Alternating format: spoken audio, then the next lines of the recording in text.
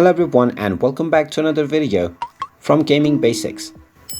In this video, I'm going to show you how to deactivate your Bridge Race game account. So let's get started right away. If you want to deactivate your account and your progress associated with the Bridge Race game account, then there are just a few steps to do this. Since only your progress on Google Play games will be saved with the game, and there is no official login or sign up feature, in order to reset your progress and deactivate your current account, simply open up your phone settings and then find apps and tap on it.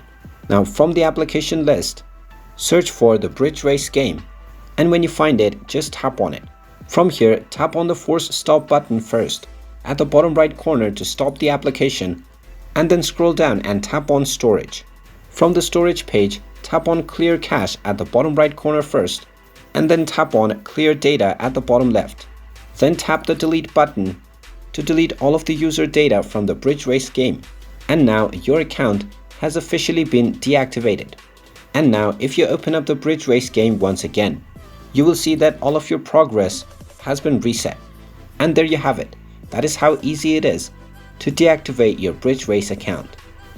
If you find this video helpful, make sure you hit that like button and subscribe to our channel if you haven't done so already.